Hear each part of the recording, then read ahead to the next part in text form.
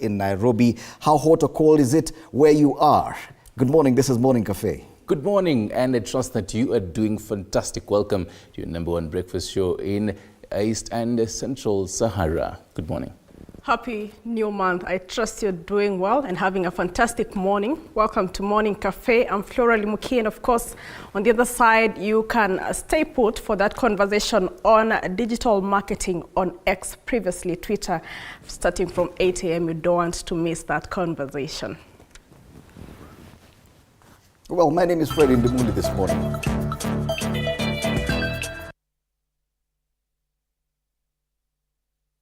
To the top story now, Azimio la Umoja One Kenya coalition is pushing for the much-anticipated talks with Kenya Kwanza to kick off today. In a statement while unveiling its team of 5 members to the negotiations, the coalition insisted on a time-bound program of talks that should take 1 month, starting today, the 1st of August 2023. Now, the opposition coalition has picked Wiper Party leader Kalonzo Musyoka to head its 5-member negotiating team. The party has also picked DAP Party leader Eugene Wamalwa, National Assembly Minority leader Opiyo Wandayi, Malindi MP Amina Mnyazi, and Nyamira Senator Okongo Omogeni as part of the team. Meanwhile, Kenya Kwanza is yet to announce its team comprising 2 non-parliamentarians, the National Assembly Majority Leader, and 2 members of Parliament. And this top story leads us to our question this morning. Do you believe the dialogue between Azimio and Kenya Kwanza will benefit you? Do you believe the dialogue between Azimio and Kenya Kwanza will benefit you? You can share your feedback or your answers to this question at TV47 News on X. You can also text us, 22047 is a short code. You can also send us your feedback on Facebook at TV47 Kenya. We'll be looking at the newspapers in a short while, but before that, let's get the day's diary with Stanley.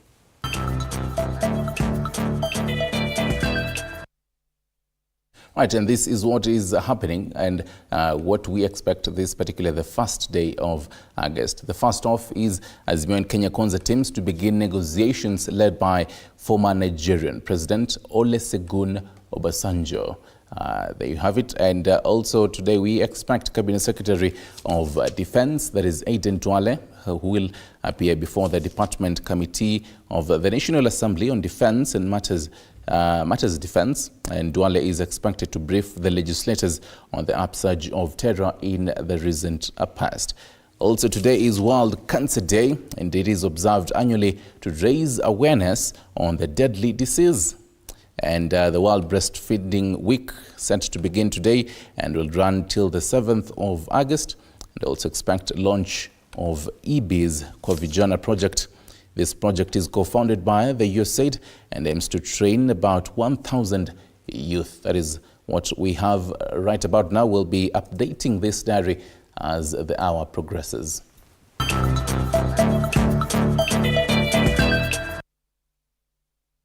Yes, we want to take a look at the headlines this morning, and even before I do that, I've just realized that on X, you know, the way you were just about to post a message and it was, you had to click on that blue tab with tweet on it. Now it's no longer tweet, it's post. So they're getting rid of tweet and anything that is reminiscent of Twitter.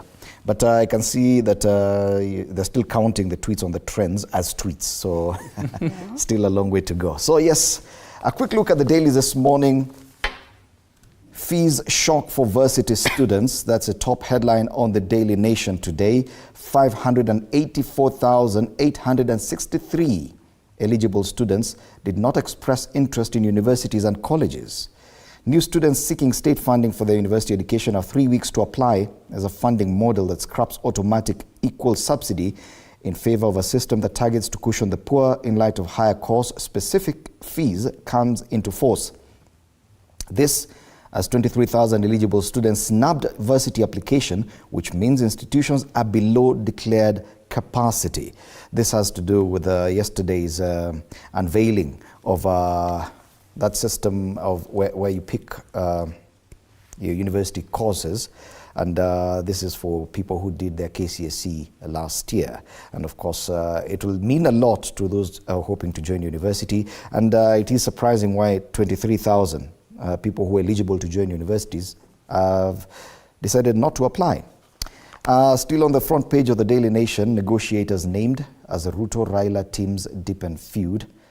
Azimio has named Wiper boss Kalonzo Musyoka, while the opposition's 5-member delegation team to the talks, while the ruling coalition, even as the government side, rejects inclusion of runaway cost of living and audit of last year's presidential election as part of the agenda. That's the front page of the Daily Nation today.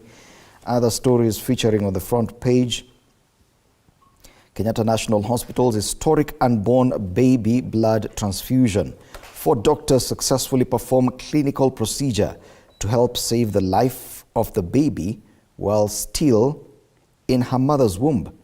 The woman has lost 2 babies. And another one, Tav Bubble, rogue or ignorant ministers' red carpet. Cabinet secretaries are increasingly being caught out, making sweeping roadside declarations, the trick of executive overreach, and at times contradicting one another over key policy statements. It's interesting, actually. This one comes at a time, 8 a.m. today, cabinet secretaries will be in State House to sign performance contracts. However you look at it, either appraisals or however you look at it, it's a day of reflection for them in one way or another. So today at 8 a.m., even as they sign that, they are reminded that even as you sign this, whatever you have been saying, whatever you promised to do, whatever as the president, whatever he told the cabinet secretaries to do, it's going to be a key moment for them. Yeah, yes.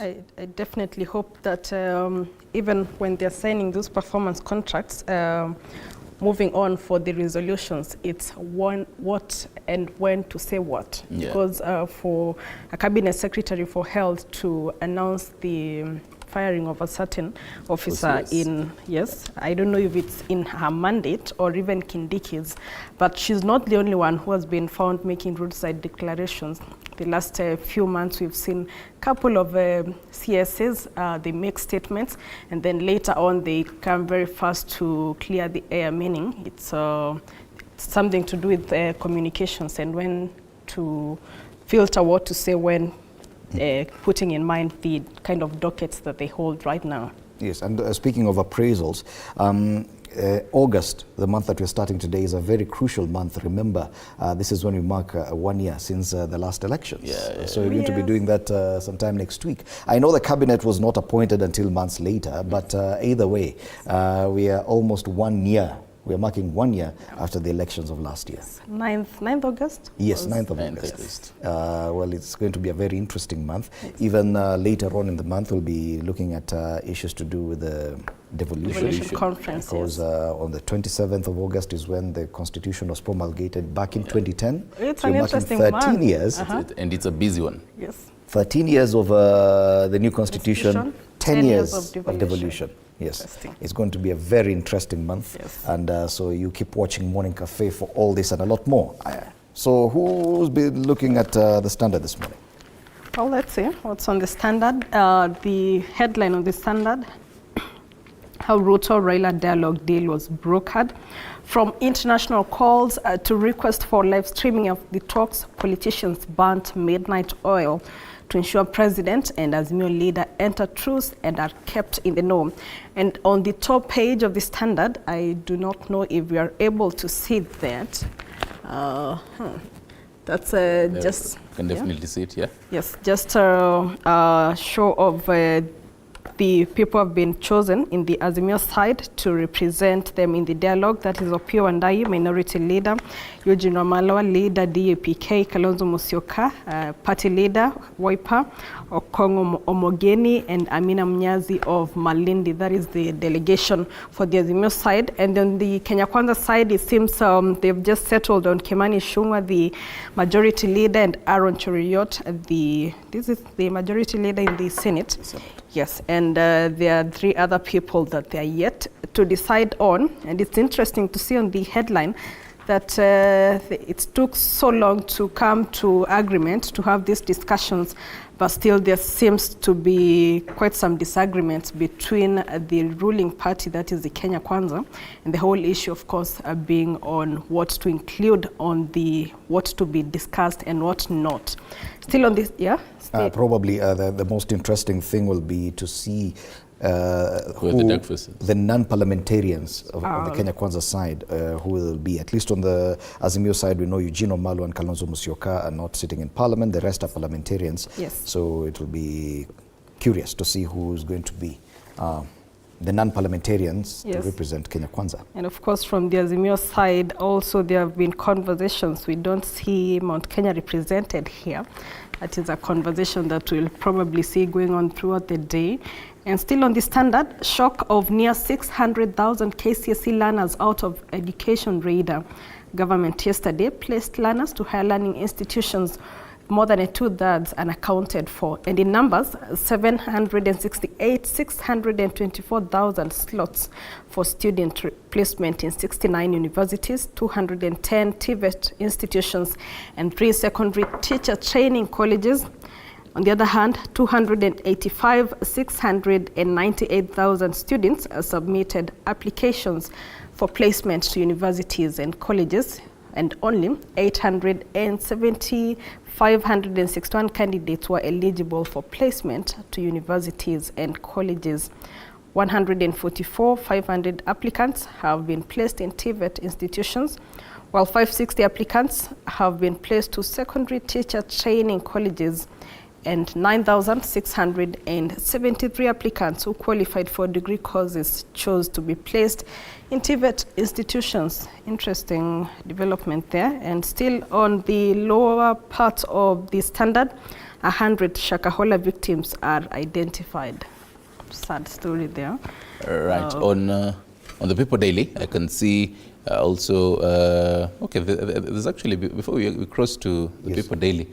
Before you leave the Standard, top strip. The top strip of the Standard has some interesting stories.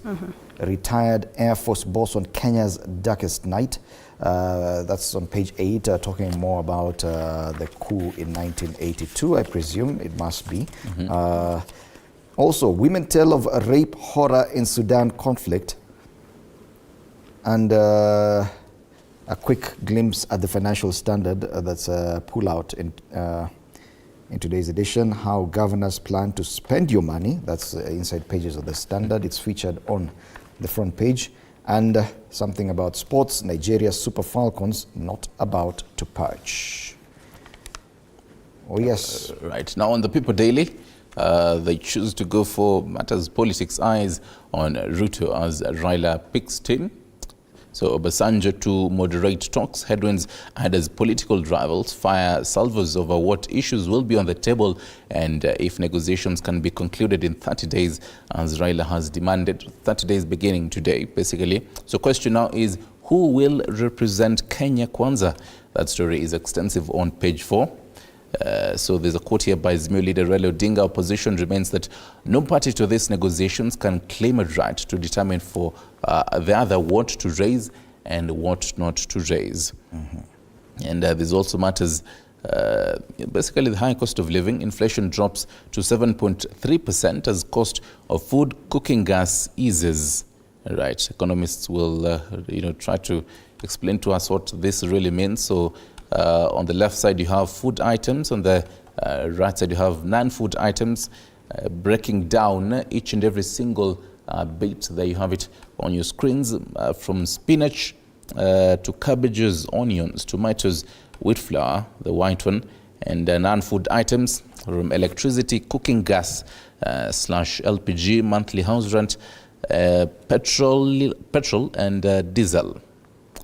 Right, on the top page of People Daily, the top strip, matters health. KNH doctors conduct milestone operation on unborn baby. That story is extensive on page 3. And on matters education, which basically can see each and every single daily has gone with over 500,000 for go higher education slots. So they're basically breaking down the numbers here for institutions, the capacity that they had, and also the number that they admitted. So 768,624. This is the total capacities, and total placed is 285,167, coming at a time when Deputy President Rigathi Gachagua is saying that there are no jobs out here. So as you wear that gown proudly, know what you're going to do the next day. It's a very interesting conversation there. The fact that over 870,000 were eligible for placement to universities, but only 285,000 submitted applications. People are no longer interested in joining universities. Why is that? It's something that should call should matter to the conscience of the nation. Absolutely. Why younger Kenyans are not interested in pursuing university education, or is it that they are going outside the country? Probably. A small percentage, if you ask me, though I'm not sufficient with the data, but I'd say a small percentage would now opt to go out of the country, basically, obviously, with the means and all that. If you ask me, even the tone, even the culture that we have had, someone, even after Form 4, they'd look at, why would I go to university, maybe reach maybe second year and then drop out? I could probably just look for a motorcycle, motorbike, boda boda, do my hustle around there and get my money. Maybe afterwards, I'll think about it later on. No, this one is really worrying, the fact that over 500,000 people eligible to join universities have opted not to. And they don't want to. But it's also interesting on the other side that there are people who are now opting for TVETs because I believe with their skills they are able to create employment for themselves rather than just waiting for the white collar jobs. You know? Okay. So we have look at Taifa Leo. The top page of Taifa Leo, mchezo wa paka na panya. Interesting there. Swahili is always so raw with. But you're good. You're an expert in Swahili. Excuse me. Msimamo wandani wa Rais William Ruto na Raila Odinga waendelea kurushiana cheche kana kwamba nchi haina shida yoyote. That is concerning the mediation talks that are supposed to start. Licha ya kuwepo haja ya maridhiano, wanasiasa wa Azimio na Kenya Kwanza hawaonyeshi nia ya dhati ya kupatana. Of course, there's that whole conversation of which statement was released by who, what grievances to be focused on, and then the whole issue of now one faction has already released their delegation, and then the other one is there to release their delegation, even when the talks are expected to start today. And you remember we've been talking about this, the fact that there are so many hardliners, and many still are not convinced that these talks, and they want to show that they've not given so much, they've not ceded too much ground to the other team. So everyone is talking big, and the fact is the talks will go on. Whether you tweet or you post or you X, the discussions will definitely go on. Absolutely. But it's interesting, as much as you say they will go on, but to what extent? We had hope for the first tier of the bipartisan talks that they'll actually materialize. The fact that legislators on both factions were, having this, and even, the National Assembly Speaker, Moses Wetangula, said that I will midwife these talks. I will help midwife these talks, which it really seemed like an environment where everyone was really stretching the olive branch, but maybe it seemed as if the olive branch dried out. So we're hoping that even with the rebirth of these bipartisan talks, again, we won't see again a whole other, drying down of the olive branch. And perhaps the bigger question is, and it's what we're asking today, do you believe that dialogue between Azimio and Kenya Kwanza will benefit you? Yes, the talks will go on, but do you believe they will benefit you? We'll be sampling your feedback later on. Even as we continue looking at the headlines this morning, I do have a copy of the Business Daily. CBK cuts off broker on new mobile bond trading platform. Product ends era of physical visits to CBK offices. Government eyes billions from retail diaspora investors. Those who trade in bonds and stocks do understand a lot of this. It appears now you'll no longer be doing it manually. You don't need to go to CBK offices. They've come up with a mobile bond trading platform. And brokers will not be involved in this one. Another headline on the front page of the Business Daily today, Deloitte in vicious fight with partner of expulsion bid. And why Kenya is among painful nations for Africa, for suppliers in Africa. Also on the front page, bank drops plan to auction billionaire Langat tea estate. And finally, one more, Imperial Bank depositors pay blocked. That's the front page of the Standard. One more headline here is KRA rebranding a well thought out and effective strategy. Is it not an attempt akin to giving a hyena a facelift? I believe this must be an opinion on the Business Daily today. An interesting one, if you ask me.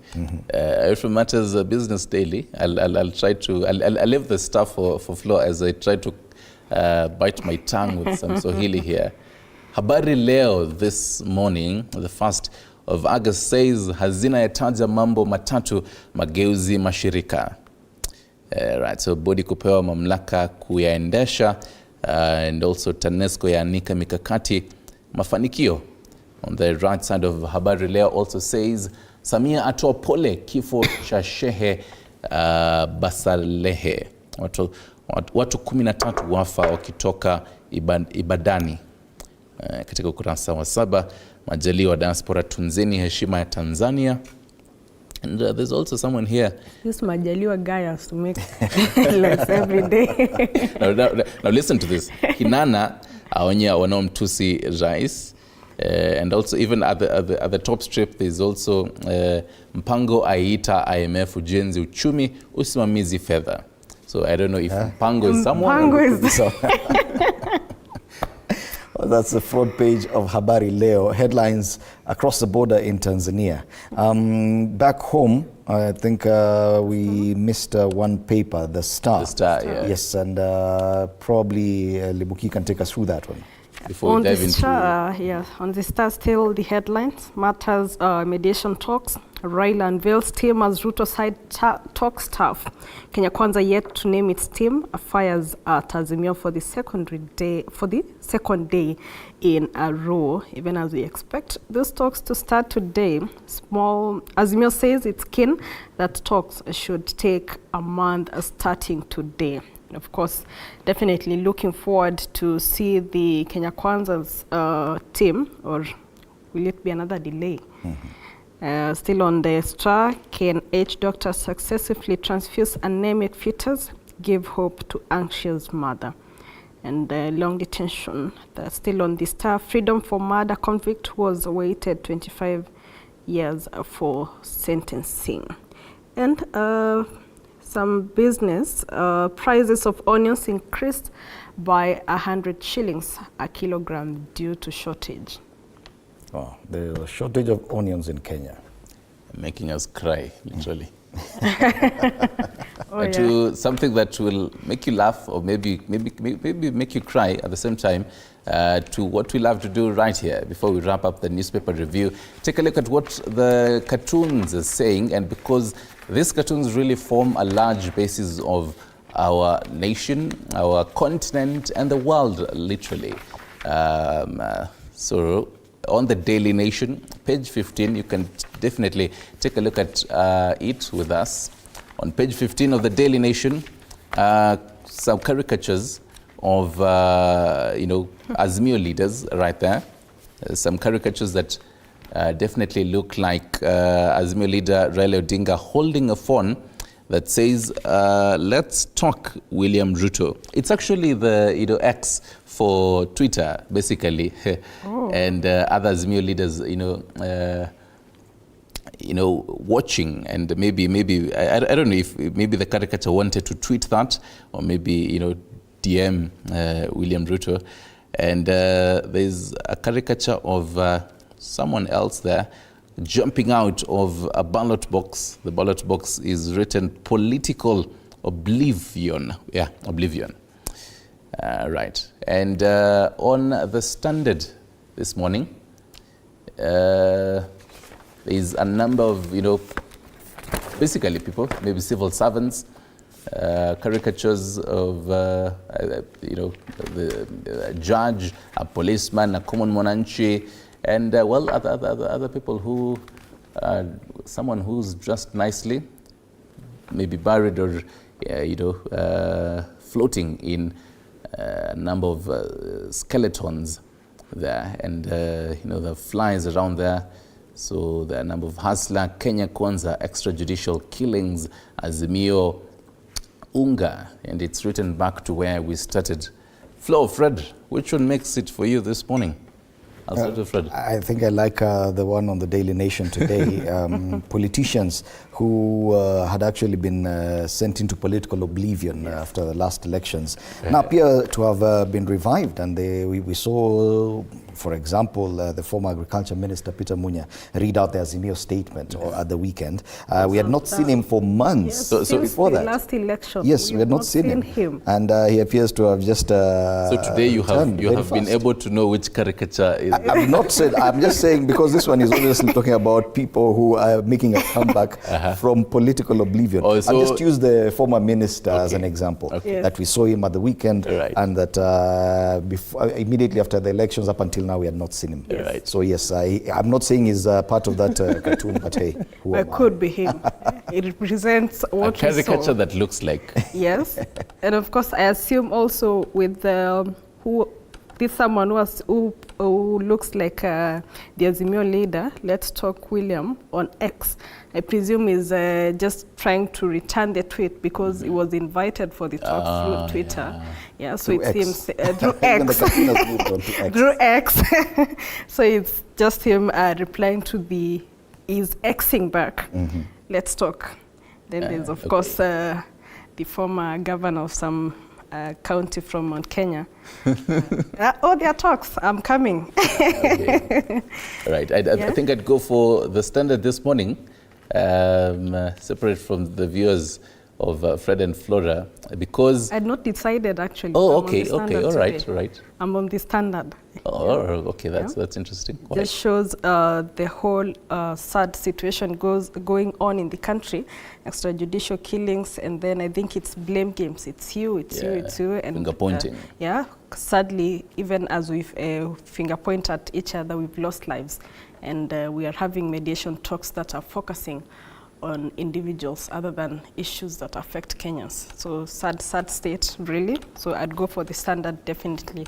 And also just a clarion call to listen to the voice of the people and respect the lives of Kenyans, even as we scramble for positions. Okay. I'd also go for the same views. It is time to stop the finger pointing and actually hold hands. Instead of finger pointing, we hold hands and, dig out all those skeletons and have, maybe a clean slate if it is achievable. That's all for the newspaper review this morning. Oh, yes. Well, after the break, we'll be joined by a panel to discuss the issues facing us. And remember our question this morning. Do you believe that the dialogue between Azimio and Kenya Kwanza will benefit you? That's a direct question to you. Do you believe that the dialogue between Azimio and Kenya Kwanza will benefit you? TV47 News on X is our handle, 22047 is our short code, and TV47 Kenya is our Facebook page. Let's take a break now. We'll be back. You're watching Morning Cafe.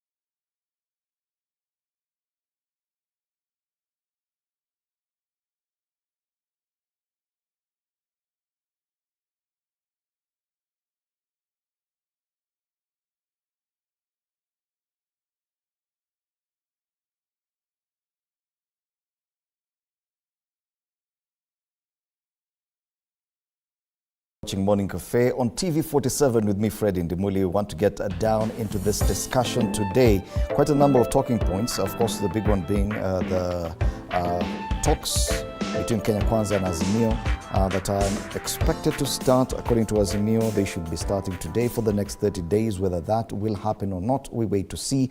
So far, Azimio has named its team of 5 members to the talks, and Kenya Kwanza, apart from the position that's already identified for the minority, for the leader of majority in Parliament and probably majority leader in the Senate, we're yet to know the 3 other people who will be part of those talks. Another big talking point today is the issue of university admissions and placement. Shock of near 600,000 KCSE learners out of education radar. This is a big talking point given the fact that out of 870,000 people who are eligible for placement to universities, only 285,000 submitted applications for placement to universities. What's happening? Where are the other 500,000 people eligible to join universities? Where are they going? Why are they not interested in joining universities? So we'll have briefly this discussion about education and then come back to talk about the main discussions, the talks. Remember our question this morning: do you believe that the dialogue between Kenya Kwanza and Azimio will benefit you?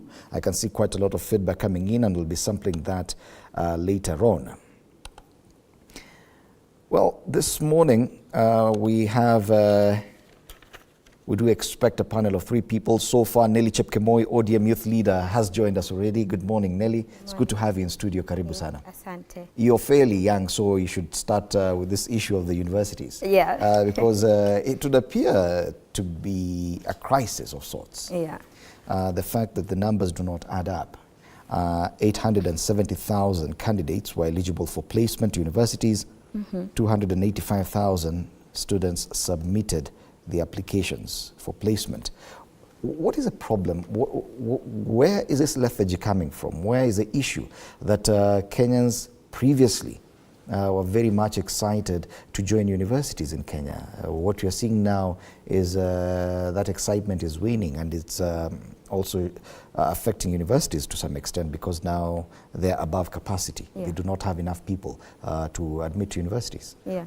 So I think for us as a country, this should be a wake-up call, especially to the government, when it's really trying to talk of having a plan when it comes to education. Then what are they really doing? So we really expect for it to be a wake-up call, because if we are really talking about education being something that for any government or for any country, then you must really adhere to it and take note of the education sector or aspect, because to some extent it leads to, or rather it affects how you deliver your promises to Kenyans.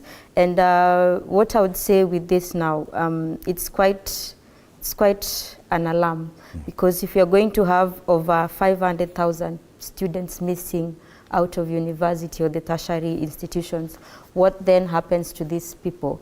The government has talked of having a new funding model, which I think it's a noble idea, but it shouldn't be implemented now, according to me, because you see, when you look at the model that the government has presented, it's scrapping off the previous model that was being used, whereby I think we've always had, as they say, that education is an equalizer. So when now you're scrapping off this funding and you're introducing a new model where you're going to say that only qualified people who apply for the loans and scholarship will be able to get funding, then you expect this 500,000 number to even go up higher, because what happens when someone doesn't qualify for the scholarship or the loans, then it means education is going to be really expensive for those who cannot afford. Are we saying that the cost of university education is a bit prohibitive, that probably it has contributed to the lack of interest in applications for yes, to some extent. I mean, I would say that it's contributed to that, because right now we are grappling with the effect of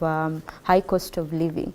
So with the high cost of living, you get that the education cost again goes up, and then now the government is coming in again with a new funding model where it's scrapping off a model that used to cater for all people. So now if you're introducing this, and we already have 500 people missing out without you having this new model, so how about when you introduce the new model, then it's going to worsen. And this new model of funding is captured. It is actually the biggest, the big headline on the front page of the Daily. Yeah, for me, I think it's a noble idea that shouldn't be fastened when it comes to implementing it. Because I think the question for us here is, can the government ensure there's some fairness for all, at least when it comes to education? Because we are saying education is an equalizer for all. It is where all of us Kenyans, whether you come from the rich or the poor, where we meet and are equal at par. Yes. Yes. If I may just read the front page of the Daily Nation for people to understand, the new students seeking state funding for their university's education have 3 weeks to apply as a funding model that scraps automatic equal subsidy in favor of a system that targets to cushion the poor in light of high cost specific fees comes into force.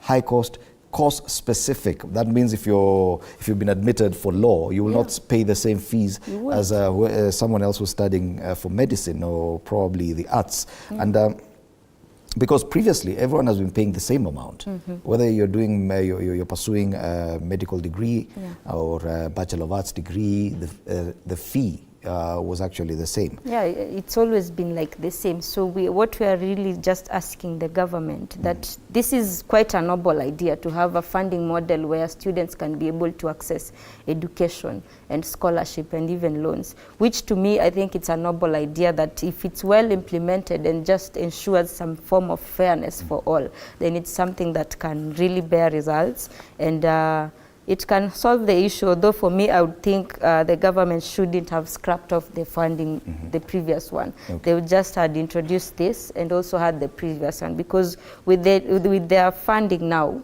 you will get that, just as I've explained, for those who are not able to qualify for the scholarships and loans rather that the government is introducing, then it means they're going to dig deeper into their pockets to be able to fund their education. What about the issue of unemployment? We've heard stories about people with university degrees, master's degrees, who are yet to secure employment, and that in itself has made so many people probably reluctant to pursue university degrees, university education, because it is quite taxing. Yeah. It's a lot of work, and then after that, after 4 years, after 5, 6 years, you have no job. Yeah. Do you think that in any way contributes to the fact that you're now seeing people reluctant to join universities? So I think from this, I'll speak now from the aspect of being a teacher. Apart from being a politician, professionally, I'm a teacher. So I think what we should do as a country in order to be able to curb the issue of unemployment, and we are having a lot of students coming out of university, but is the government or our leadership able to follow up, kind of have a system of a follow-up after our students get off of school? How many students are they aware that, for example, in 2023, right now we just had in the previous month, for example, Kenyatta University and Jomo Kenyatta University had graduates graduating. So is the government aware of how many graduates have come out of these institutions?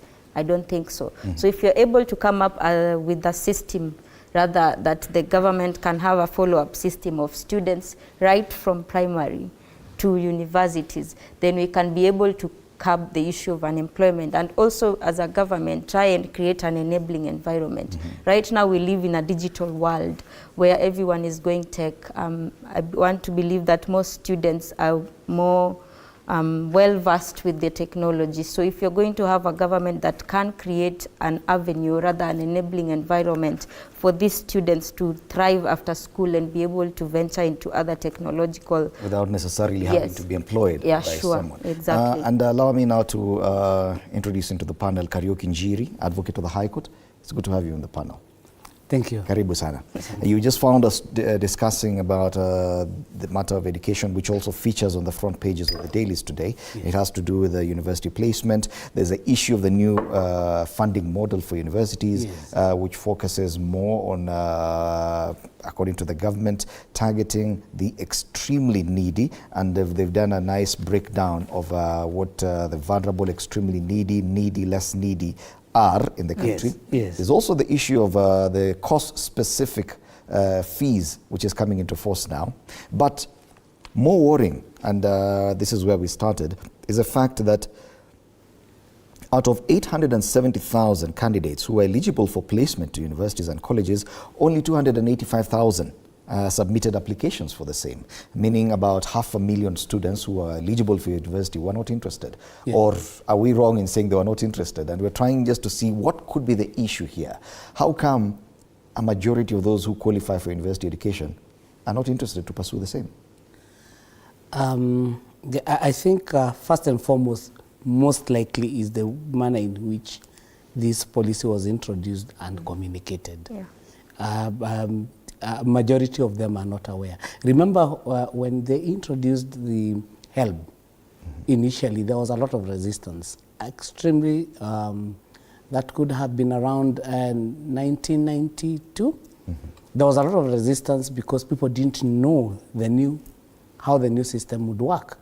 And government has always failed on the part of, it has good policies, introduces good policies, trying to move with the times, but they are very poor in communication. I tend to think it's an issue of communication. Because if you look at what they have done, if you look at the way they have broken it down, you do not see the reason why those who are vulnerable, extremely needy, would not have applied. Yeah. It's an issue of communication. Okay. I think it also calls for, maybe I would say, loss of hope, because I mean, these students have been in school knowing very well that those who had been previously before them came out and still struggling to get jobs. So I would say it's also a loss of hope, because why would you go to school knowing very well that after you come out of here, you won't get a job? Yes. Yes. But that, it means, Kariuki, if at all that's a reason that people do no longer see the need for university education, that is also a problem in itself, because education is not only meant to get you a job, a direct employment. Surely, if at all that is the approach, then a whole cohort, a whole segment of society will be left out of this. Yeah, education should give you tools for survival, should give you tools to be able to earn a decent living. Not necessarily the white-collar jobs where you're employed, or it should give you tools to be able to work, make something out of it. But the current situation, if you look at it, unemployment, the levels are very high. Out there in the street, it's very frustrating. And when you see a graduate now doing odd jobs, it gives a very negative picture to those who would be looking down upon them. Remember those days when in an entire district you would have 1 or 2 people in the university. Today, the next door neighbor child is graduating, and in an estate you find there are so many people graduating, but at the same time, these people, they graduate and they're not getting jobs. Government should create jobs. It is very worrying. If you look at the current trend, companies are closing down and moving to the neighboring country because of our policies in economy, but nobody is looking at it. Look at Brookside. The other day when they said that they're closing down because they couldn't get a license. In Uganda. In Uganda, the CS in charge should have called a press conference, should have called a meeting with these people and ensure that they get what they need to salvage the situation. And you see, Brookside is only one company.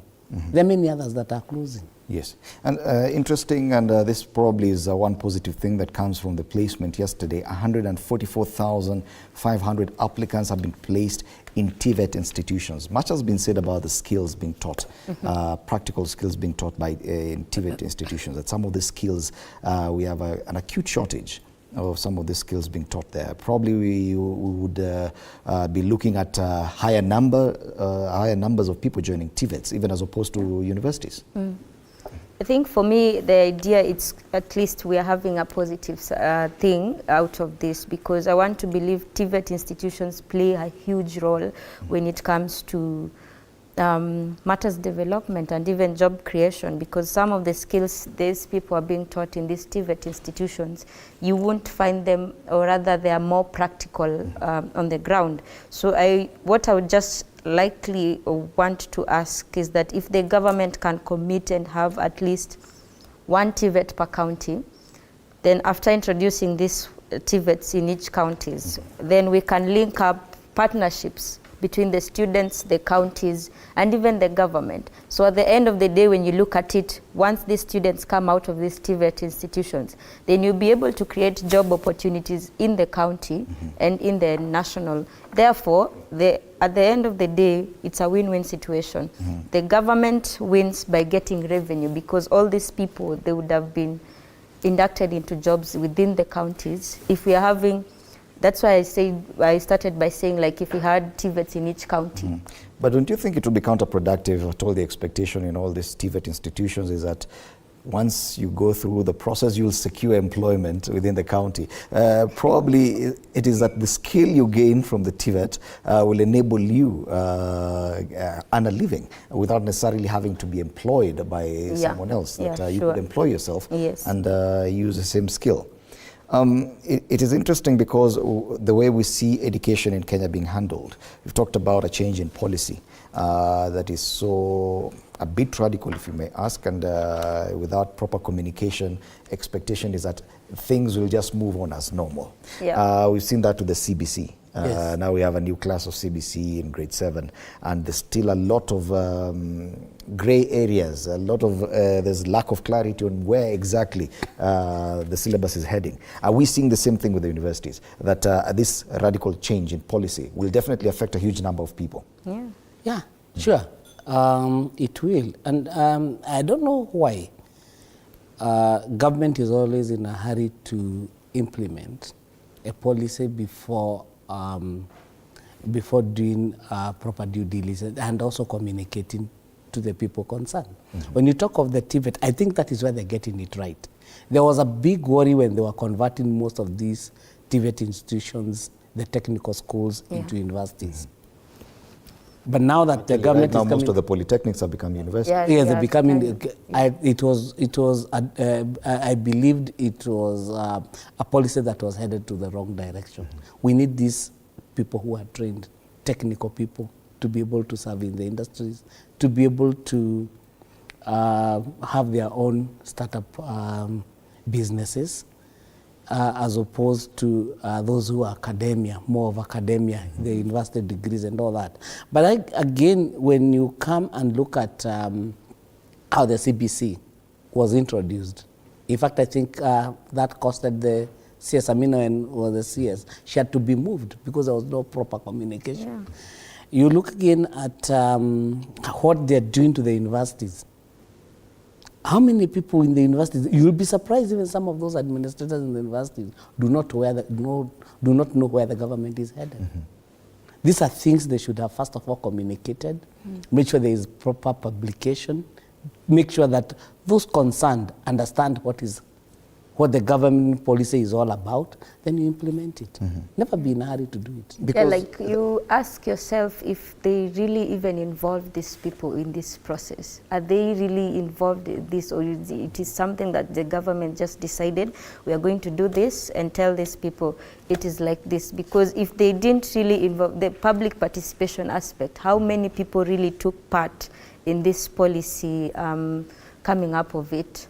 Yes, so that leaves the question there, that did the government really consult the stakeholders? And one of the most interesting things is the fact that now the decision to join university or the decision to pursue a certain degree at the university will also now be determined by the cost of that particular degree. That previously it was just enough for you to join the university, but now you have to decide, okay, fine, I qualify for medicine. Yes, so like right now we are looking at the question of, are you able to dig deeper to be able to afford a certain course in the university, which shouldn't be the case. So it would mean, therefore, that probably someone who would have qualified to do medicine may actually opt for probably cheaper. I'm not saying medicine will be the most expensive. I'm yet to see the breakdown. But they would opt for different degree costs because of the cost. Sure. And that now goes down to discrimination. I mean, most of those people who go to university do not come from well-up families. And I think there was a deliberate reason why previously the governments have been standardizing the fees. And I don't think this is towards the right direction. I'll give a good example. The Kenya School of Law. When we were in School of Law, we were not paying any fees. We would only pay for exams. But immediately after I left law school, I think 3 years down the line, they introduced fees. And it was a lot of money. Today, I think to go to law school is about 200,000 fees. And most people cannot afford it. They cannot afford. We do fundraise. Advocates fundraise for their own students. You know? And it's a worrying trend. If they go to this type of, if they implement this and don't look into how to fund that student through the scholarships and through the loans, majority will drop out. Well, it is an interesting conversation to do with the university placements. Some of the interesting things is that change in policy. We're now looking at cost-specific fees coming into force. You will not pay the same for a degree in medicine as you pay for a degree in the arts. The other interesting thing is that out of 870,000 candidates who were eligible for placement in universities and colleges, 285,000 students submitted applications. So where are the rest? Well, time for us to take a break. When we come back, we'll move this discussion to the issue of the much anticipated dialogue that should be starting today. We'll also be welcoming into the panel Irene Nyambura, a political enthusiast. So do stand by for that. Let's take a break. You're watching Morning Cafe.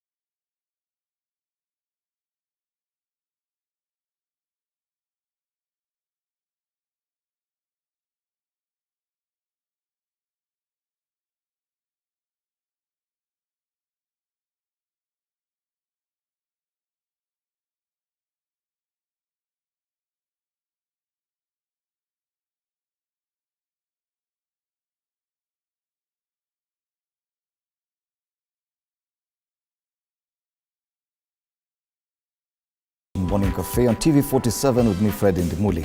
Quick look at our top story today. Azimio La Umoja One coalition is pushing for the much anticipated talks with Kenya Kwanza to kick off today. In a statement while unveiling its team of 5 members to the negotiations, the coalition insisted on a time-bound program of talks that should take 1 month starting today, the 1st of August 2023. The opposition coalition has picked Wiper Party leader Kalonzo Musyoka to head its 5-member team. The party has also picked DAP party leader Eugene Wamalwa, National Assembly Minority Leader Opiyo Wandayi, Malindi MP Amina Mnyazi, and Nyamira Senator Okongo Omogeni as its team. Meanwhile, Kenya Kwanza is yet to unveil its full team of 5, comprising 2 non-parliamentarians, the National Assembly Majority Leader, and 2 members of Parliament.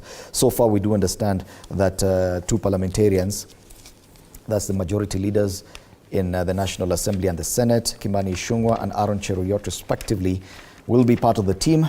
3 members of that team are yet to be named. Now, that leads us to a question this morning. Do you believe that dialogue between Azimio and Kenya Kwanza will benefit you? Yes, the talks will go on. Yesterday we were talking about whether or not the cost of living will feature as part of the agenda. Today we ask, do you believe that dialogue between Azimio and Kenya Kwanza will benefit you? You can share your feedback at TV47 News on X. You can also send a text to the short code 22047 or give an answer on Facebook. TV47 Kenya is our page. Yes, this morning we're in studio with Nelly Chepkemoi, ODM youth leader, Karaoke Njiri, advocate of the High Court, and now joining the panel, Irene Nyambura, political enthusiast. Good morning, Irene. Karibu sana. Asante sana. You missed out on a very key discussion about university placements, and I can see my panel today is fairly young, so university, I'm sure university and education matters are still close to your heart. And so we'll give you an opportunity just to briefly talk about probably the new policy about course-specific fees that comes into force now. The new team that's joining universities will be experiencing that. And the worrying trend, the fact that about 500,000 people, 500,000 candidates who are eligible for placement to universities did not apply for the same. And we are asking, what could be the problem? Thank you very much. I think if supposed to be talking about the increase in education, I think it's very unfair having increasing the payment to go to school right now and the number of young people who are having in the country unemployed. The mathematics is not mathing, as we always say, you know, because gone are the days when we were told masomo ndio ufunguo wa maisha. Nowadays, we have had to become street smart. I think that is what is working for our country, what is working for the world right now, with what we're having and where we are going as a world. Is that part of the reason why people are no longer interested in university I think education? so. I think so. Because when you look at the boda riders right now, you're having a boda rider with a master's degree, some even pursuing their PhD, just trying to make the ends meet. It's not making sense at all to anyone to pay all that amount of money and yet come back and do nothing and just be part of the demographic that went to school, but there's nothing to show for your education. But don't you think that that's part of the problem, that education is not solely meant to get you a white-collar job, that it's to open your mind to even the other skills that you may pursue for your survival? Yeah, there are other skills to pursue, but they also take capital to get there, you know. If we had systems that support that, we could be having another conversation altogether. But now look at us, look at our situation. We're having young, educated Kenyans who are doing, what is this called, exams for students abroad. Are we even making sense as a nation? And when it comes to matters of mediation, like you're going to talk right now, and matters politics, the young person is not seen anywhere. So what are we doing? Wow. You know, what are we doing as a nation? Well, it's a sorry state of affairs, a sad state rather, and it is going to be a big talking point, the fact that probably many people still don't have this information with them. They're looking forward to joining universities. They still do not know that the fees they'll pay will be cost specific, and probably that will also determine their choice of which degree to pursue at the university, whether or not they passed for a different one. So ladies and gentlemen, let's now shift our focus to the other big story of the day, the much anticipated talks between Kenya Kwanza and Azimio coalition. It is headlining on all the dailies. Yes, matters education are also a big story today, but all the big dailies have also given some space to the issue of talks. The standard headlines with how Ruto-Raila dialogue deal was brokered, from international calls to requests for live streaming of the talks. Politicians burnt midnight oil to ensure President and Azimio leader enter truce and are kept in the know. On the Daily Nation, negotiators named as Ruto-Raila teams deepen feud. And we've been at this for quite a while now, weeks on end. talking about the possibility of talks, and how important these talks are. But just how important are they? Because by yesterday, where the issue of cost of living was not named anywhere. Yes, one side of the talks claimed, yes, it has to be contained, it has to be a part on the list of agenda. The other side says, no, we are the government and that's our job. We'll sort it out, don't worry about that. So in our question this morning, we ask, how beneficial are the talks? So how important is it? Should we really be so much focused on these talks? The fact that we are paying so much attention. Issues of education are bigger, but we keep giving preference and prominence to the talks. Are we focusing on the wrong things, Nelly? I don't think we are focusing on the wrong things, because to begin with, everything we go through in this country, or let me say politics affects everything, how we are governed and even our livelihoods, because you cannot survive without politics, whether you like it or not. It at the end of the day, it affects how we are governed and how we live. So for me, I don't think it's something that it's in the wrong direction. For us, on our part now, we are presenting pertinent issues that are touching on the common mwananchi. And when you look at now, we wouldn't even be here if the government had sorted out the issue of cost of living, which they're saying that they're giving an ultimatum that they don't want to have talks with it when they're sorting it. We wouldn't be here if they had sorted it out. Yeah. So we are here because it's not yet sorted. Okay. Yes. Wakili, the issue of cost of living, if you think about it correctly, is not something that can be canvassed around a table. This has to do a lot with policies by the government. That's right. There is some truth to a great extent that even having cost of living as part of the agenda for these talks will not really be consequential. Don't you agree? It's a yes and no. It's a yes and no answer.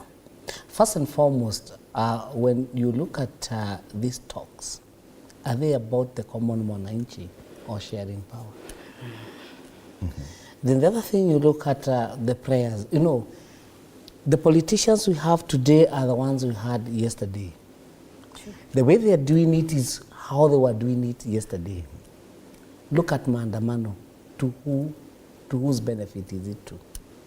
When we destroy things, when we make it look so violent, when you see police using excessive force, when you see wananchi attacking a police officer, and you ask yourself, are we headed towards the right direction? Are these people who are in the street, were they supposed to be in the streets or doing economic activities to improve our standards of living? I tend to think it's an issue of, first and foremost, we should separate politics and economic stimulants that would give us a positive impact on the basic things, food. The other issue is that this country, we spend a lot of time politicking. And that energy should have been driven towards agricultural activities or economic activities that would give this country some income.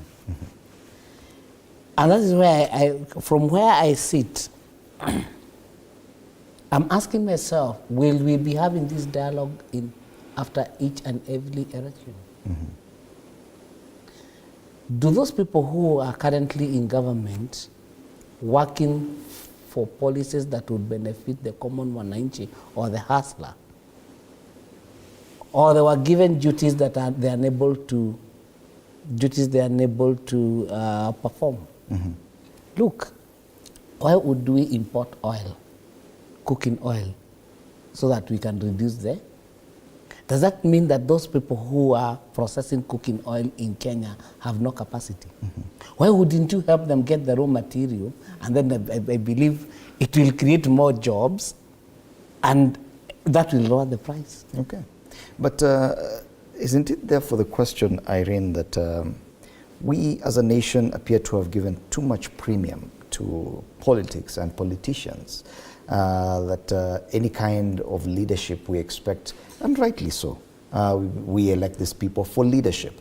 Yet, of course, they're politicians and they're keen on playing politics, sometimes even just for the sake of it. Politics for the sake of politics. How then do we expect that the politicians will not play politics? It's like expecting Harambee Stars to go collect revenue for KRA. Surely. Don't you think that even us, we expect a bit too much? To be honest, as a country, we've caught ourselves up in between a rock and a hard place, in that we are finding, in as much as we have the biggest part of the population, which is the young person, not represented in politics, and is the biggest majority of the people who are not employed and they have nothing for themselves, we find that in most important conversations, they're driven out. And even when these young people give themselves as alternative leaders, because like today we're talking about the education and the price is going up. We have very qualified young people in the country who can be able to do these jobs, but how does the Mwananchi vote for these people when we get to the time of elections? Do we understand the constitution that we have with us? Because as we look at it right now, it's only close to 10 years and it just begs, where are we as a nation? Do we understand what we want, or do we leave it to the leaders, quote unquote politicians, to play politics, because that is what they're being paid for at the end of the day? Yeah.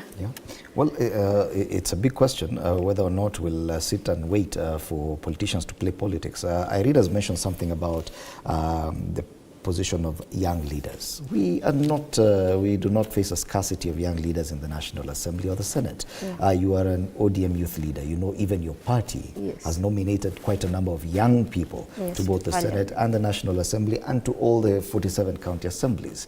Are we feeling probably the result of this? Are we seeing any results from the fact that so many young people are in Parliament, and we expect leadership from them as well?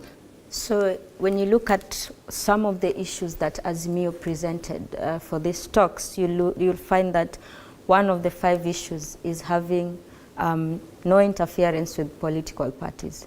So for me, I would say to some extent, we blame it on ourselves as the citizenry, because it's like we've provided the avenue for politicians to play politics. We are not able to really make our leaders accountable. But again, I wouldn't throw it all to the citizenry, because you find that the citizenry were able to also elect their representatives in Parliament. But what happened when these people got to Parliament? There was a lot of cannibalization going on in Parliament. You find that the government, or rather the regime's MPs or senators have been absorbed into the government, the cannibalization I'm talking about. So how do you expect these same people to be voices of reasoning for the people when they've been compromised in Parliament? Are we therefore wrong to assume that younger leaders will be more independent? We've seen them join, and as you talk about cannibalism, these are independent minds. They've allowed themselves to be cannibalized and to be absorbed into the same old way of playing politics. Is it even beneficial to have young people in Parliament anyway?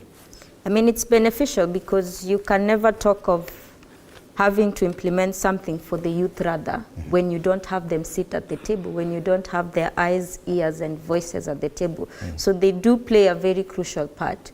But it begs the question for, are we really getting credible youth leaders to Parliament? I mean, we have credible leaders out here, but are we really getting the credible people to be in that place to begin with? Yeah. So first of all, we need to sort the issue of getting fast, credible people. People who are able to be independent, people who won't be compromised at all. You saw what happened with the Kenya Kwanza team, Honorable Muchomba, when she stood with the people when it came to the voting of the finance bill. She was on the receiving end for standing with the people. But now that is what we need, people who are able to stand for the people. They know very well they went there to be voices of the people. So we need people who won't be able to be compromised. And this also begs the question, or rather I'm asking the government, that if you're having people elected, because when you look at the election cycle, once these people were sworn into Parliament, the very first thing we saw was all the independent MPs went to State House. why would you go to State House? Why would you want to join a regime if you went there independently? We are having people cross over, which I think, according to Wakili, constitutionally, if you cross over, then that seat is supposed to be vacant. What are we doing? Does it mean that the institutions in government are just toothless dogs? Yeah.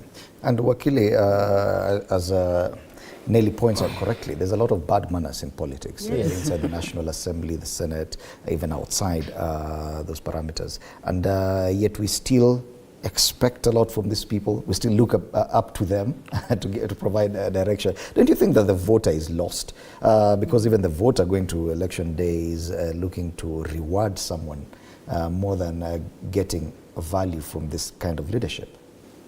Yeah. But what we should look at is, where did we go wrong? Yeah. First and foremost is underfunding of the IEBC. Once you underfund the IEBC, they are unable to reach out to people on civic education. At the same time, those non-governmental organizations that were coming so strong and educating people on voter education seems to have taken a backseat. The last elections, we had very minimal activities of teaching, training the voter. Most of these voters who go to vote, I contested, do not understand what is the purpose of having a member of parliament, an MCA, a governor, the president. What they look at when they go to president is our politics are more tribal. Yeah, party dynamics. Party dynamics. And that is why you had very few independent members of parliament making it. And if you don't belong, if you're in a certain region and you don't belong to a certain party, in those party dynamics, it's very difficult to penetrate. Because that voter down there does not have that civic education. Yeah. And again, we left it to the churches. Our churches are also very compromised. By the time we went for elections, most of our voters did not know what they were going to vote for, but they were going to vote with emotions. And now that is why we are where we are today. We don't have seasoned politicians in our parliament. We do not have people that you would say would stand like Wamushomba to tell the government or tell the president, hey, look, here you're wrong. Do you have the Gama Pintos of today? Do you have the JMs of today? People who would stand the government and tell the government, no, the Martin Shikukus in this current parliament. Interesting that you mentioned those names, and it goes, it talks about the kind of quality of parliament we have, Irene, the kind of leadership that's the result of this decision by the voter. Because look at even the talks right now, and there's an insistence that it needs to go beyond parliament. We already have leadership that we've elected, and they are earning from it. They should be working. But when it comes to issues to do with caucusing around matters that are of interest to the common mwananchi, they've totally failed. Even we saw what happened to the bipartisan talks that was purely which comprised members of parliament. Now we are seeing the kind of mediation talks you're talking about now. They've insisted that you have to have membership from outside parliament. What does it say about our parliament, houses of parliament? We just do not trust our leaders. We don't trust the people that we voted for, because, I mean, we saw what they did during the finance bill voting period. They went against the people, and so the people can no longer trust them. And I think this, if I should follow from where Wakili has taken it, I also attempted to vie as an independent candidate, and I'll tell you, the process was just chaotic. And that is why we keep losing our track, because we have so many qualified young people who come out as themselves, but because Kenyans are used to identifying themselves with particular labels, with particular individuals, we get ourselves always caught up in where we are at right now, where that we do not have leaders who can speak for us. We do not have leaders who can stand for the truth, who cannot stand for the people. And you know, it is because the majority, like right now when you're speaking about it, it's Azimio against KK. And when you look at it from that perspective, it's two people who are still at the top. They're still same people who are now talking that they need to sit down and have a conversation, you know. So there is where we keep losing it as a people. We just want to look at things from where it sides us the best, other than where are we going, where are we taking our nation, what does it mean, you know. So I think that is where we need to take it back. And Wakili mentioned something interesting about the place of the civil society, because we talk about, we seem to be in agreement that yes, the kind of political leadership we have is poor quality. The leaders we have in the Houses of Parliament are not the best that we would have gotten. So yes, we know the problem. Are we just going to sit back and cry? Where's the gap? Wakili has identified that the place of civic education and the civil society, probably that's where the gap exists. Do you agree? Or where else can we look for a solution? So I think for me, if you ask me, I would say the solution, yes, Wakili has identified that there's a gap. So the solution is these same dialogues. You see, these same dialogues were supposed to be happening in Parliament in the first place. But now we are here because Parliament has been compromised. The cannibalization that went on. I took part, I even went to Parliament facing the committee against the finance bill. But you see, when 90% of Kenyans are against something, but the cannibalization going on in Parliament is happening because you want to pass your agendas because of the numbers in Parliament, then I think the solution is to having dialogues with the citizenry. That let us not just wait to have dialogues or other civic education just in the electioneering period. Let it be a continuation process. Let it be a continued process. That right now there's a government in place. We have an opposition in place. Can they engage the citizenry on how to govern a country, on the development processes that are going on in the country? Let us not wait for 2027 to come is when we now want to start having dialogues and conversations with the citizen. For me, I think the solution would be to have these dialogues or other talks with the citizenry much more often. Another thing is our leaders being accountable. And I think I would want to refer to Rwanda. The Rwandan president comes at a time or creates a forum where you have the citizens, his whole government, his cabinet secretaries or his cabinet, and the leaders come to that same forum and they're able to account to their citizenry on what they're doing. So what if Kenya did that? What if we came up with an innovative way of something like that? Can we make our leaders accountable? Then that would be the solution. Another thing that I would like to say would be the solution is the elephant in the room.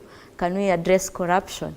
Because it is the problem that is cutting across everything in this country. It is the problem that keeps arising whenever there's an issue. Whenever it comes to election period, there's corruption, there's an aspect of corruption. Right now, the other day we had the issue of CSS positions. People with questionable characters are shortlisted for public offices. So until we fight the corruption in the room, I mean the elephant in the room, which is corruption, have such talks, then it will be instilled in the citizen. Then before we get to any electioneering period, the citizens would have been empowered enough to know of what they're supposed to do and what the governments need to do for them. It is that issue of empowering the citizenry that I'm more worried about, because of course politics, we've ensured that it is perhaps the best paying career in Kenya right now. And so everyone going there is looking to benefit financially. Nelly mentions the fact that probably, or it's a hope, that probably we're hoping by the time next election comes, the citizen will have been empowered. But where is this empowerment coming from? You had mentioned the issue of the civil society. We're not seeing a civil society as active as it was during the clamor for multi-party democracy. Where will it come from now? It's me, you and me. As we're being pushed left and right, people will lead to what we call a boiling point. You know, pain and pressure must come to an equilibrium. This maandamano, government failure to implement what it promised us, a time will come. Not these people who are sitting down to negotiate.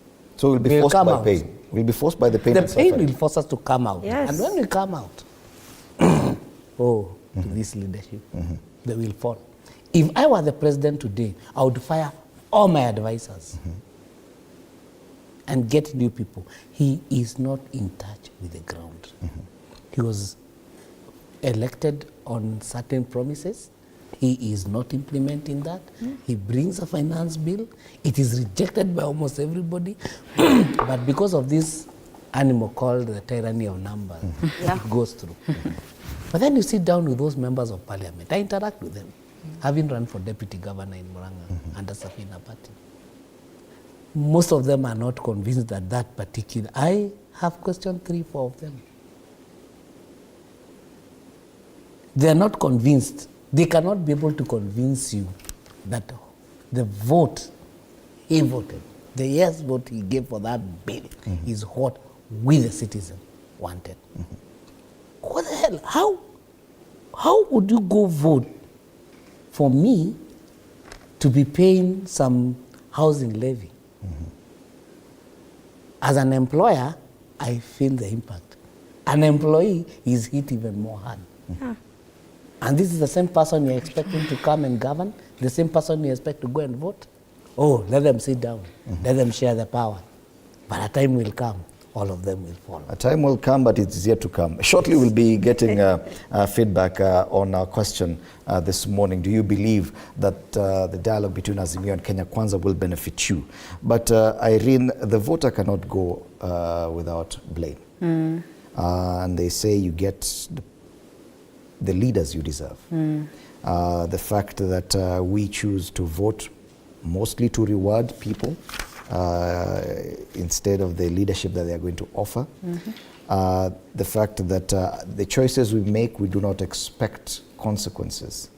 One politician said, and I'll use this simply as an example, that you should not blame, you should not look to one leader from Azimio whenever you feel pain from the cost of living, because you did not elect him. You elected someone else. Therefore, go out and feel the pain. The next time you go back to the ballot, you will think about it. Don't you think that, yes, the voter should be allowed to feel the pain? I think so. I think they do. I think they do. When you look at the maandamanos that have been happening in the country, you will see the majority of the Kenyans, and the go-slow that was happening in the country was really, it was issue-based. It was not about who needs what where. It was more of Zakayo shuka. Shuka tuonge. Nona. So I think we are getting there. And I really appreciate what the government has done, the Kenya Kwanza government has done, by telling the people, hii ni serikali ya mama mboga na mtu wa boda boda, by taxing these people. Because now I feel that where this government has taken us, we will force our people to start thinking. Because now, what has happened is, now the mama mboga has started paying tax. Mtu wa boda boda has started paying tax. Now, once you start paying taxes, now when you get the right to start questioning, what is my money doing? You know, and when you look at our system of government, the one that we have right now, it's typically what Kenya Kwanza took up. It's bottom up. It's Kenya Kwanza in full swing. So I think we are in the right track, but the problem here is, does Wanjiko understand the new constitution, you know? And when we're implementing the new constitution, who is taking the time to educate Wanjiko? Because as Wakili is saying here, last election, the burden of educating the voter was solely left to to those who are running for office, you know? I'm telling you, I had to collect 2,000 signatures and ID copies, and the number of complaints that I was getting from people, you know, it had to be registered voters. The number of young people who were telling me, live, I'm not going to vote, I don't have a vote, I don't see why I need to vote. Now, the president has given them a reason, the Kenya Kwanza government has given them a reason to vote, you know. So I think it is time, we are getting there. Does the Kenyan voter have a memory? That's a question on this table. We do. Will you remember the pain and suffering coming 2027? That's a question. Yes. You may be feeling a bit unhappy right now, but probably when it comes to the next voting opportunity for you, that memory of pain will have disappeared. Anyway, another question that you're asking today, do you believe that the dialogue between Kenya Kwanza and Azimio will be beneficial to you? Will it benefit you? At TV47 News on X, That's where you can answer that question. You can also answer through the SMS short code 22047 or on Facebook. TV47 Kenya is a page. Let's get to sample some feedback to this question. Stanley, my colleague, is on standby. Stanley?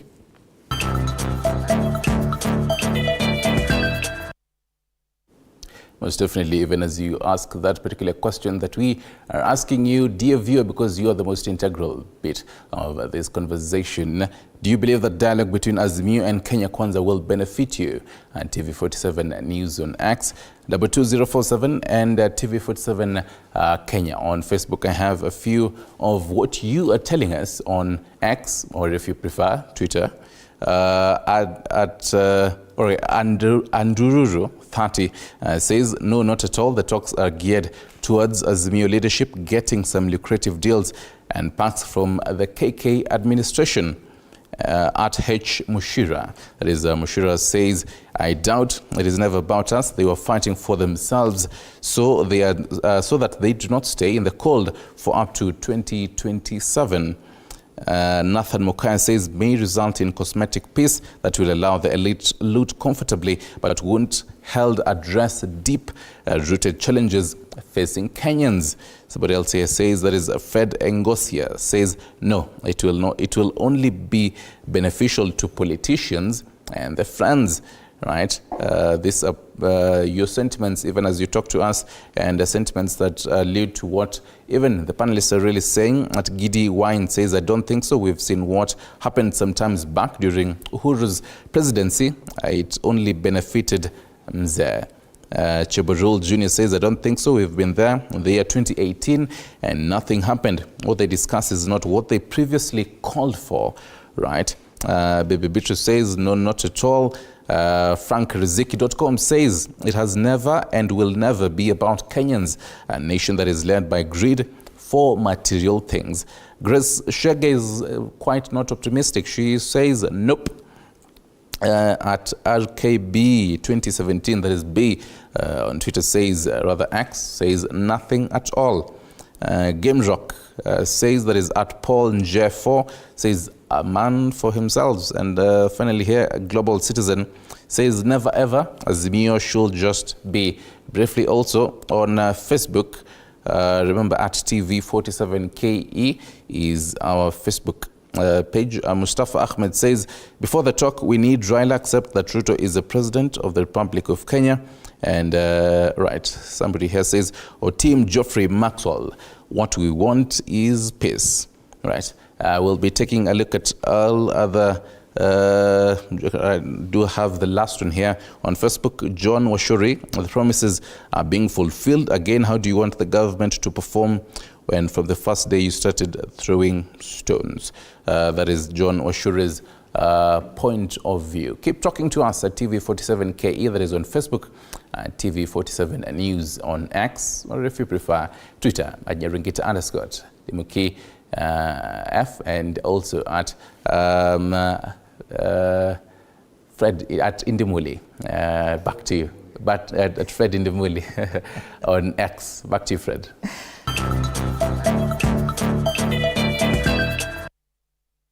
Yes, thank you, Stanley. My Twitter handle, X handle is at Fred Indimuli. Yes, the question, do you believe the dialogue between Azimio and Kenya Kwanza will benefit you? At TV47 News on X, 22047, TV47 Kenya. That's a page on Facebook. And we are still in studio today with Nelly Chepkemoi, ODM youth leader, Kariuki Njiri, advocate of the High Court, and Irene Nyambura, political enthusiast. We now want to look at the issues set out for the talks today. Stemming from the statements issued at the weekend and yesterday by Azimio. At the weekend, Kenya Kwanza issued a statement signed by the leader of majority, and in that statement, it was meant to be a joint statement by both sides. They listed the reconstitution of the IEBC, implementation of the 2/3 gender rule, entrenchment of the Constituency Development Fund, establishment and entrenchment of Office of Leader of Opposition, and embedment of Office of Prime Cabinet Secretary as the agenda for the talks. Yesterday, Azimio the Azimio coalition issued a statement and said that one, cost of living should be top of the agenda. Secondly, bipartisan reconstitution of IEBC. Third, audit of elections. 4, inclusivity in national affairs. And 5, respect for political parties. There are those who argue that the cost of living, the inclusion of the cost of living here is purely for window dressing purposes, that no one is interested in that. Yes, I had someone on the panel yesterday from the Azimio side and said, yes, their priority is a reconstitution of the IEBC and audit of the elections. Forget about cost of living. In fact, Kenyans should actually just suffer kidogo so that they know that they elected this government. Do you agree, Nelly? I mean, when you're talking about IEBC reconstitution, to some extent it ties with the cost of living, because for a long time, each election cycle, we've always had election issues. We've always had the fear of malpractices when it comes to election. So for me, I think having reconstituting the IEBC rather is something crucial, because if we are to solve the issue of having each election year having issues with elections, then if this is what will take to really solve this, then so be it. I don't see any bad thing with it. Another thing is that IEBC is such a crucial institution that cannot be one-sided. So for us, what we are pushing when it comes to the reconstitution is rather to have this independent institution that is not one-sided, but rather a neutral one that can be able to provide free and fair and just elections. So for me, I want to think that, I don't know, the person who said that cost of living is not part of the talks had his or her own reasons to say that. But I want to believe that with the issues that Azimio is presenting, one of the issues is cost of living. So we want to make these talks not about just politicians, but rather about the public interest. Okay. Yes. And whether or not the cost of living will feature in the talks, Yes. we'll have to wait and see.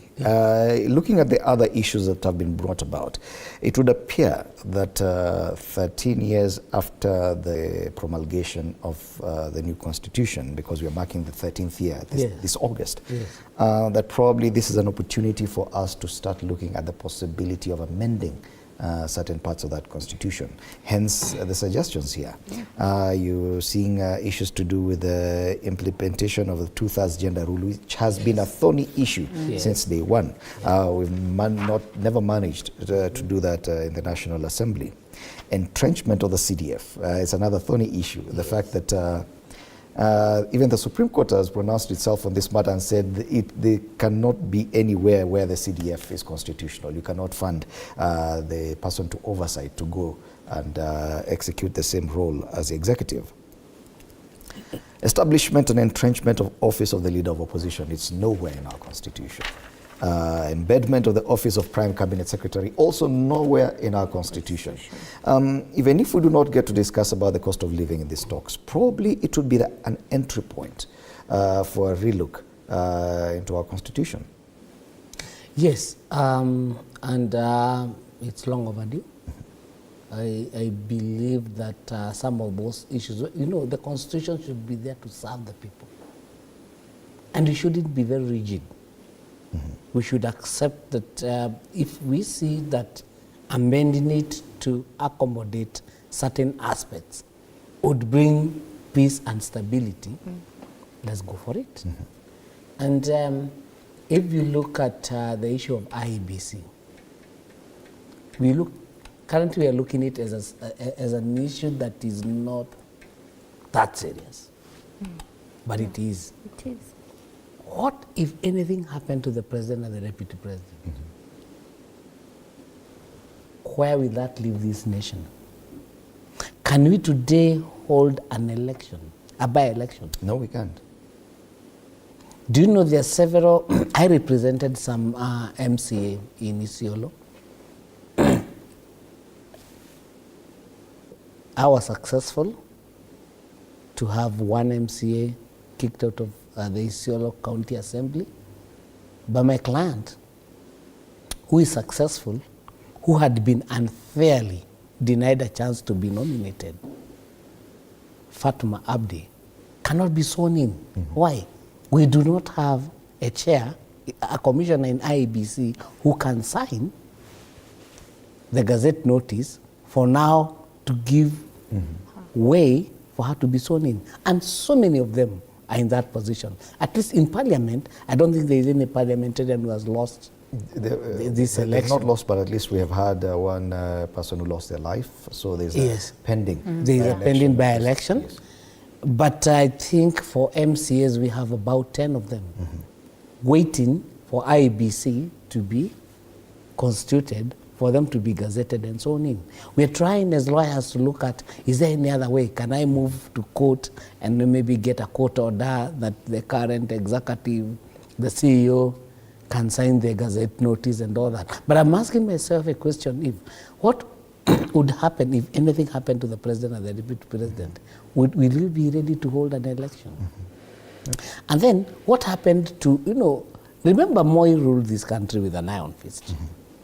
But he sat down with the opposition and they formed the IPPG, which brought in Kivuitu as a chairman, ECK, and did the election that we tend to think during Moi's regime that was considered to be fair election was after the IPPG, where they tried to bring a level ground.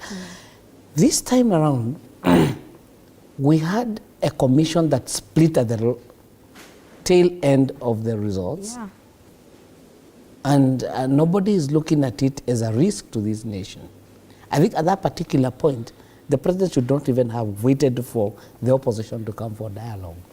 We have just sat down and reach out the opposition leader, Raila Amolo Odinga, tell him now, look, we need to fix IEBC. And because they're raising partner issues on how to, IEBC is also a political process. And if we leave it to the way that we said no, to what a village area in Asema Sahi, I'll tell you, there is no opposition leader who will agree to go for an election thinking it is fair. It will not be a fair level ground. Okay. So I believe that is one thing they should fix. The other issue, if you look at the talks, and you can see the KK has not filled in 3 people. Yes. We are still gazing who will come in. You look at Azimio, it has tried to balance their region. They still want to hold grip. The most interesting thing to me is when they picked on Amina.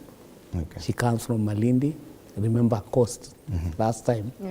Malindi took the center ground. It is actually Malindi that almost, with the exit of Joho, we had this lady from Malindi who was all over. And I think Amina is being brought into... She's a woman to watch. She's a woman to watch. Yes. Okongo Mgeni, Kisii region. You look at Eugene. I tend to think also we should look at Kalonzo Musyoka with a lot of interest. Okay. I'm yet to see who especially the non-parliamentarian. The non-parliamentarian will tell us how the talks will, which side the talks will head. And at least on the issue of IBC, they seem to be in agreement that both Azimio and Kenya Kwanza have listed reconstitution of IEBC. Azimio insists it has to be bipartisan reconstitution of IEBC as one of the issues. It may not necessarily lead to a change in the constitution or the legal framework, because if legal framework does exist on how to do that. But it's the other issues that could lead to a change in our laws that I want us to look at. The establishment and entrenchment of the office of the leader of official opposition, for example. That's huge, Irene. That in itself is a game changer. And this is a proposal by the president himself. In his memorandum to the Houses of Parliament in December, he listed that, as well as the embedment of the Office of Prime Cabinet Secretary, even the entrenchment of CDF. These are proposals from the president himself, and the implementation of the 2/3 gender rule, his proposal. For the president, it would appear that he was looking for an opportunity. He has written this memorandum to the Houses of Parliament. Now he has an opportunity to actually lay his proposals to the table for cross-political discourse that even the other side will get to give their input into the president's proposals? You know, it's important that if we look at the games that are currently being played by the Kenya Kwanza team, the fact that they've not mentioned the three people, it's honestly to hold some sense of suspicion and to, you know, to keep the game going, because you cannot lay all your cards at the table when your, what is this called, when your opponent is coming at you. At the end of the day, I keep on talking about politics being like chess. You have to see what moves your partner is making for you to make your own. And I think what the president is, I think our president is trying to shake and see how firm we are in what we believe in as a people. Because sometimes it takes for the person at the top to shake things, to understand how what is this called? What is the word? How much are we into what we are saying? How bad do we want what has been put forth for us? How far are we ready to go for what we want? You know. So I think in the what spirit, he can give and what he can retain. Yes, and in the spirit of democracy, you know, and again in the whole talks of mediation, it's a game of negotiations. So even when you look at, let us talk about, like in a traditional cases, when buying a bride or the dowry payment, you know, it is always, it's always give and take, and it's always an art of who's going to take you to what point for you to, you know, to bulge. Okay. Yeah. And if you look at this, Nelly. Yes. Some of the things like the mention of inclusivity in national affairs, which is on the list of the agenda for Azimio. Yes. The word inclusivity was there back then when we were talking about the BBI. Yes? The same BBI also carried within it some of these proposals that the president is now proposing much later on. He opposed the BBI. Yet the establishment of the office of the leader of official opposition, the office of prime cabinet secretary, which the Azimio are calling chief cabinet secretary, it is the same things, different words. It would appear that they are already in agreement on these things. If at all, you can go back to BBI and see what it stood for, the kind of provisions they are looking for, then come back and see the kind of proposals the president gave. And that is what they're going to discuss now. Well, I think what I would say about it is that maybe it's time. Previously, before we went on break, we were talking about amending the constitution. So maybe it's time with these dialogues, if they can also revisit what was part of the BBI proposal and compare it to the president's, then maybe if there are certain things that could work out for us, just like we agreed with what Wakili said, if there are certain aspects in the constitution that needs to be amended and some can be pulled from the BBI and the president's proposal, then let us do it. If that is what will bring stability, if that is what will bring good governance and good development in our country, then it is very much welcome. I very much welcome the proposal of the president with the 2/3 gender rule. We are living in a times when we are talking about equality. So as a country, and even himself as a champion of equality, can we get to a point where we see that the 2/3 threshold is met? I mean, it's high time we shouldn't even be talking about it. Through direct nomination of people to the Houses of Parliament? Not just through direct nominations, but let us have, I mean, we have the other avenues of reaching this. Even indirect, I mean. Yeah, even indirect. Yes, exactly. Women reps brought a bit of... We have that affirmative action. Yes. But then again, let us empower women to now run for office, to now get into public spaces without nomination, but rather competence. Let us look at their competence and be involved. That is the inclusivity we are talking about. We have the youths of this nation. Can we have them sit at the tables when it comes to decision-making processes? Not just consulting them out there, but even having their voices when it comes to voicing concerns on behalf of the other youths who form the majority of the population in this country. Yes. The hope then, therefore, is that because these things, it would appear that there are things that are ripe for a referendum. Yes. That would mean bringing it back to the people. The initial suggestion was that they may not need to, that probably through Parliament they could. But don't you think that this is a nice conversation to have as a country? It is a nice conversation to have as a country. I believe some of these talks that, some of these items they brought to the table for negotiation, they should, both sides should look at them seriously. The issue of an official opposition office being implemented is key. The Prime Minister's office is key. Because you see, if you get that, if we have an opposition leader who is being facilitated by government, he will be more effective. We should also be more, the government should also be more keen on what you call the three arms of the government, not to interfere with the checks and balances with the three arms of government. We should have a very independent parliament, not a parliament being controlled by the executive. Yes. A parliament that, you know, these are people we elect to represent us. It's not to represent the executive. The finance bill has opened our eyes and see that parliament is being controlled by the executive.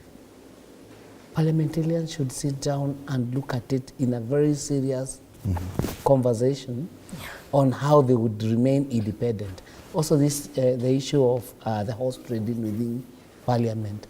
I do not see the reason why I should be nominated by a party and I cross over without resigning.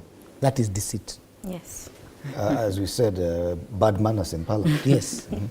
And I believe these talks should be considered. They should come up with something that we as Kenyans will feel that, well, they were worth. Because remember also, the coffers money will fund these talks. We had to go all the way to get the former Nigerian president, and we thank him for bringing the two leaders together to agree. Let them take this seriously. Let's not hear the normal noises that come after they form, like the former bipartisan talks, so that they come up with something that we, as a people, would say, well, it was worth it. Then after that, the government can now concentrate on economic stimulants that would bring down the cost of living. So you appear to agree with them that probably the discussion about the cost of living would not really find airtime in a round table. It cannot be sorted by politicians. Okay. We have technocrats who should do that. Okay. The technocrats can only do it with the goodwill of the government. Okay. So, ladies and gentlemen, gentlemen, I'll ask you to give your final say as we wrap up this session of Morning Cafe. But it would appear that because from our question today on whether or not people feel that the talks will benefit them, from the discussion we've just had right now, you appear to be in agreement that even without discussing the cost of living, that these other suggestions as part of the agenda appear to be making sense, and not just to the politicians, to the Kenyans too. So as you make your final submissions, kindly talk about that as well. Let's start with you, Irene.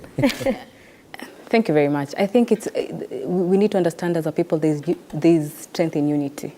And I'm very happy by the fact that our two leaders have decided to come and sit together and talk, because by the fact that we're talking, it means that there's goodwill for us to move together as a people, for inclusivity, and for everybody to feel like they own a part of the cake, as you call it, or the shareholding government, because you're all shareholders by the fact that we are all citizens of this country. Yeah. And if things go wrong, it goes wrong for every one of us. So I think I would love to applaud both our president and His Right Honorable Raila for actually taking time and sitting down and trying to find solutions. However, I insist on the role of having the young person represented. I think it's about that time that we have young people included at the table. Okay. You know, we should not be. It shouldn't be an issue of because you belong to this particular political party, or no. Everybody needs to be at the table, and especially the young woman. I think it's very, very important for us to drive the conversation ahead. Okay, thank you so much, Wakili. Yes. My take is that the fact that they have agreed to dialogue, it's a step towards the right direction. As they burned the midnight oil to ensure that two leaders meet and their minds meet together and agree on this type of negotiations, the people who will be best owned or picked by the two political sides should know that the entire nation is looking at them. Hatutaki maandamano, tunataka amani, and they should work out to see that whatever they come up with is that which will benefit mwananchi. Okay, thank you, Wakili. And finally, Nelly, you are the first on this panel, so you get the privilege of closing it for us. Thank you so much for this opportunity. So for me, my rallying call, or rather my parting shot, is that I see a glimmer of hope with this dialogue. There's nothing that can never be solved without dialogue. So what we can only hope for is that the leaders give us a national framework that will be able to steer us as Kenyans out of the mess and the pain that we are experiencing. And as I finish, this is my rallying call to the youth of Kenya and even the men and women of Kenya, that I know politics irritates you so much, but you can never run away from politics. Politics affects how we are governed and even our livelihoods. So it's high time we take part in these talks. It is high time we concentrate on whatever is happening in the country, unless we risk our livelihoods being legislated out of existence. Okay. Thank you. Well, thank you so much, Nelly Chepkemoi, ODM youth leader, Irene Nyambura, political enthusiast, and Kariuki Njiri, advocate of the High Court, our panelists this morning, helping us understand the issues that are before those, the team of 10 people, 5 from the Azimio side and 5 from Kenya Kwanza, who are going to take part in this much anticipated talks that are set to kick off anytime now. According to the Azimio, they should start as early as today and take the next 30 days. Thank you so much for being part of this discussion. Right now, let's get more feedback from my colleague Stanley. We'll be back with the editorial comment shortly. Don't go away.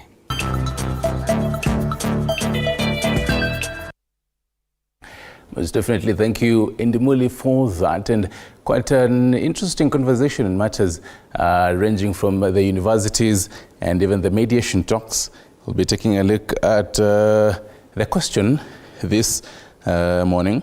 Basically, taking a look at our question of the day. Do you believe that dialogue between Azimio and Kenya Kwanza will benefit you? At Facebook.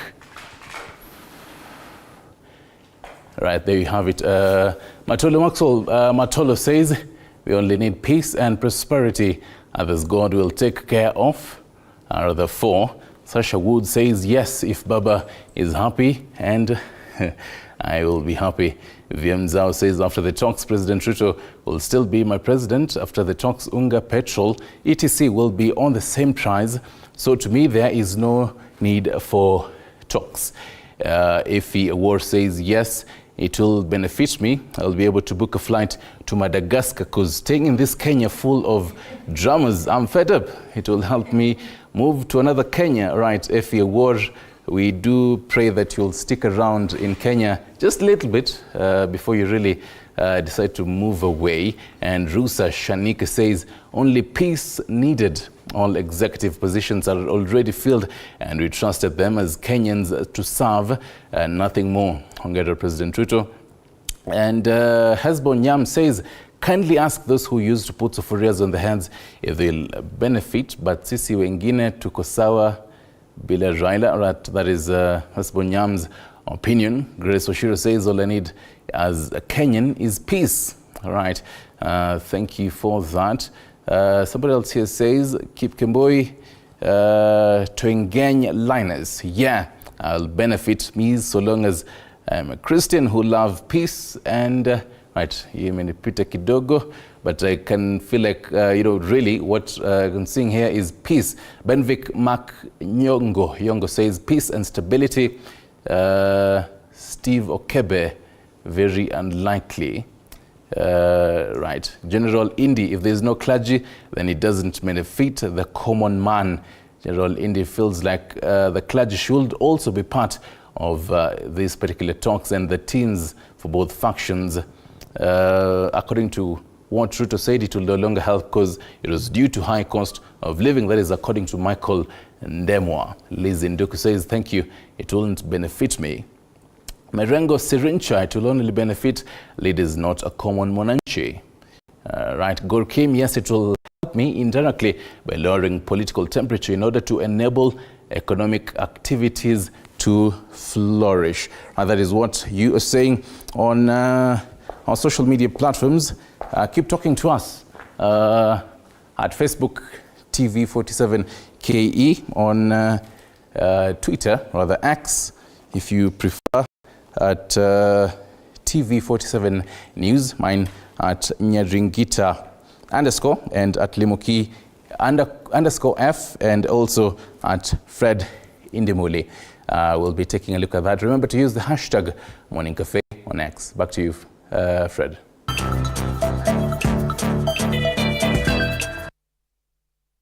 And now to editorial comment this morning.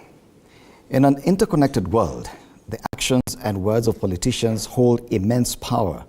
Their rhetoric can shape public opinion, impact foreign relations, and even influence the course of events in other countries. Now, unfortunately, some politicians on this continent have shown a tendency to engage in careless talk about issues facing foreign nations, often displaying a sense of entitlement that can be deeply counterproductive.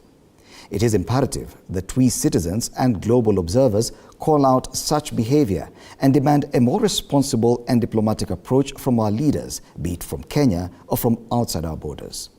Careless talk by politicians about foreign issues typically stems from a misplaced sense of entitlement.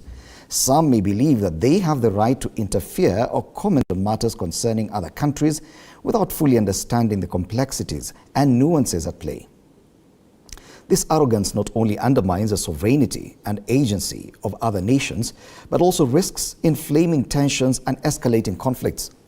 Respect for international law and mutual sovereignty is essential for fostering productive international cooperation, and reckless remarks can erode these foundations. Furthermore, careless talk can lead to unintended consequences, negatively affecting these very issues that the politicians claim to care about. For example, publicly demanding immediate changes in another country's domestic policies may lead to backlash and resistance from within that country, making it even more challenging for positive transformations to occur. Diplomacy is about engaging in constructive dialogue, understanding different perspectives, and finding common ground to address shared concerns effectively.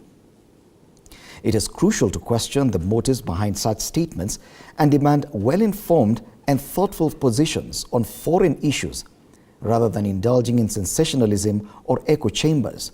The public should seek nuanced analysis and balanced perspectives